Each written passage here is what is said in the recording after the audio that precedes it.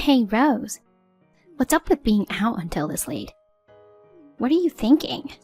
Remember I mentioned it this morning. There's a dinner meeting with clients, so I'd be late. I'm not just out having fun. Yeah, right. Are you trying to fool me with such an obvious lie? It's not a lie. Seriously, you're just a parasite living off my family. Yet you don't even bother to cook dinner and stay out until late. Who do you think you are? As punishment, bring me some fancy bottles of wine. Punishment? Yep. Even though you're as thick-headed as they come, you're still my brother's wife. Mom and I reluctantly accepted you into our home, you know. But you don't even fulfill the basic duty of making dinner as a wife. On top of that, lying and staying out late. You're practically a freeloader. Someone like that deserves to be punished. I didn't choose to live with you guys, you know. I actually wanted to live alone with Brad. That's an excuse. Since you can't stand on your own 2 feet, you're living off Mom and Dad's pension. You lazy bum. I am working. You're the one who's not. It's okay to fail at job hunting, but you've given up finding a job altogether. You spend all day eating snacks at home, right? Isn't that the definition of a freeloader? Ugh, you piss me off.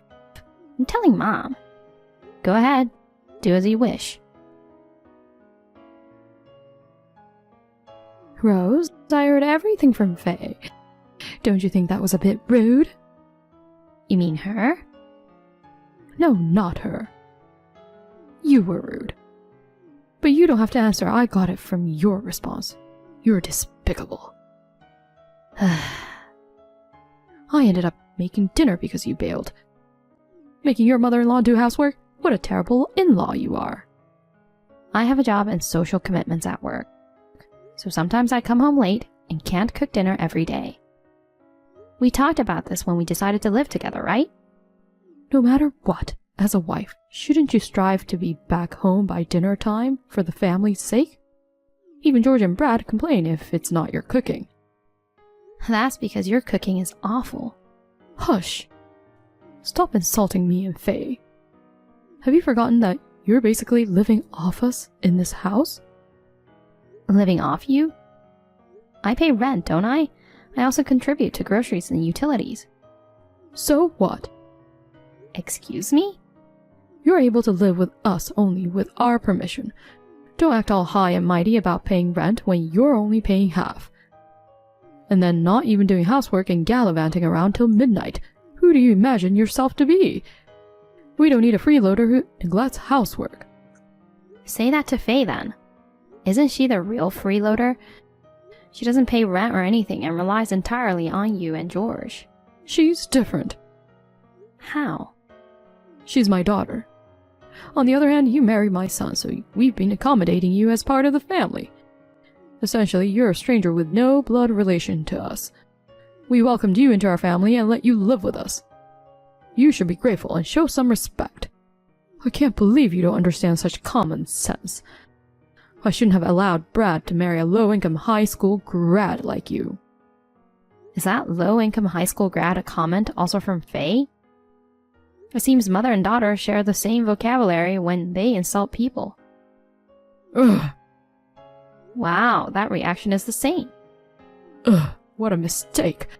Letting someone who's not blood-related live in our house and then she turns around and returns evil for good. I'll make you regret insulting us. Even if you cry and beg on your knees, I won't forgive you. No problem. Good luck with that. Hey, Rose. So are you gonna be late coming home again today? Yeah. Work's crazy right now, so I'll be coming back close to midnight for a while. Why do you ask? Oh, nothing. And just so you know, we're ordering pizza for dinner. We'll hit you up for the bill later. What the heck? Oh, and don't assume that we're ordering for you too. Go get your own food, okay? Alright then, good luck with work. Faye? Or Anna, it doesn't matter which one. What on earth is this about? Oh, you're back, huh? Isn't it fabulous? The sight of your belongings scattered in the yard. That shattered mirror of the wardrobe. It made such a lovely sound. It really did. You're a parasite, but you had all that expensive stuff. It really got on my nerves. It felt amazing smashing everything. So it was you two who messed up my stuff. Obviously. We discussed it and decided together. We don't need a useless low-income high school grad like you in our house. We wanted to get rid of you ASAP, you know. Oh, by the way, the receipt for the pizza delivery is in the dresser drawer. Send a check to us later. We had a belly full of fancy pizza like white truffle oil. I'm not sure if the poor and incompetent low-income person can afford it. I've been wondering for a while now. What basis do you have for calling me a low-income high school grad? Basis? You said it yourself, didn't you? That you started working right after high school and had a low income. I heard it too. Didn't you say that when we met the first time? Since then I've thought, what a dim-witted and useless girl. A poor soul earning a measly 25K a year. Stay away, you poverty deity. Huh? 25K is my monthly income. What? When I met you guys, I did mention I started working as a high school grad. But neither of you heard the rest of my story, did you? What are you talking about? Firstly, I have a bachelor's degree. Really? I attended college as a part-time student while working to earn my degree. At my first job, my income was lower compared to others. But after getting my degree, I changed jobs. I've been fortunate and now I'm a vice president. As I mentioned earlier, I'm entrusted to do a job that earns me a monthly salary of 25K. 25,000 a month. You're well off. Oh no, maybe we shouldn't have kicked her out. Mom, don't believe a word she says. This is obviously a lie. This is just the pathetic barking of a loser, left without a place to go after being kicked out of our home. Who's the one without a place to go? What do you mean? Haven't you realized who actually got abandoned here? What are you talking about? Were you so focused on wrecking my things that you didn't notice anything? Are George and Brad at home? What? Wait. Their shoes are gone. Check their room. Their stuff's gone too. No car either. What's going on? They've left you both. What do you mean? No way. Why should we be left behind? You're the one who should disappear from this house. You acting all high and mighty for someone who's not even related by blood. That's right. You were able to live here thanks to us. I never wanted to move in with you guys. But George and Brad pleaded with me. They asked me for help to get away from you guys. Faye, who wastes money like water despite being unemployed. And Anna, who spoils her and doesn't even take care of the house. Financially and domestically, things were a mess. They asked for help to escape that situation while living together. What? On the day they decided to execute that plan, you two wreak havoc. Quite the coincidence, I must say. This can't be. Dad and Brad left us? That's a lie. I'm dead serious. I can't reach Brad on the phone. George is not answering either. Don't worry, Faye. It's late, so they're probably sleeping. Yeah, you're right. They'll come back tomorrow for sure. They're wide awake and are next to me right now. We're having a celebration party for cutting ties with you, idiots. We opened amazing wine. They're with you? Tell us the location. Absolutely not. We're done with you guys. Obviously, we won't be paying rent or any living expenses. George will contact you soon through a lawyer for divorce proceedings. Neither I nor Brad will ever have anything to do with you guys. It's just you two living together from now on. That's impossible. Neither of us is working, you know. Mom has a small pension, but that's about it. It's impossible to live on that. Why don't you find a job then? Impossible. I'm not cut out for work. Then I guess Anna has to work. I can't.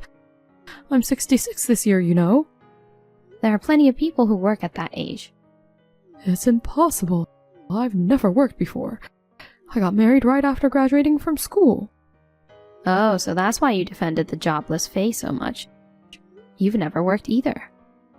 What's wrong with that? I've been a dedicated homemaker.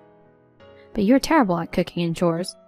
Since I moved in, you've practically pushed all of that onto me. It's not normal for a daughter-in-law to take care of the family. Well, let's drop that conversation. Figure out what to do next between the two of you. I don't need the things I left behind. Feel free to break or sell them. I'll give you the proceeds of a sale. Consider it my final act of kindness. We shouldn't have broken things then. The expensive-looking dresser is in pieces now. You wanted to break it, Faye. What? It's my fault? You were the one who suggested throwing stuff out the window. But it was you who actually threw it. I'm too old to lift heavy things. You told me to do it. Blaming me for everything is just plain awful. I'm not blaming you. But let's face it, this mess is because of you. Because you confidently said Rose was a low-income high school graduate. I believed you. You're at fault too, Mom. Why are you pointing the finger at me? I can't believe it. If you had been working, this wouldn't have happened. If you had been doing the housework properly, this wouldn't have happened. You guys can argue all you want. I'll excuse myself. Apparently, the finger pointing between the mother and daughter continued until the early hours. When the divorce went through, they finally felt the heat, so they decided to start working. They sold off some furniture, used that money as a capital, and found part-time jobs, but their first ever employment was a disaster. They got fired and ended up borrowing money just to cover living expenses. And get this, Faye tried to send her mother to the other side for insurance money by putting bleach in her juice. But of course, she got busted and it turned into a big fight. They even tried robbing a bank together, but got caught immediately and arrested. They're currently reflecting together behind bars.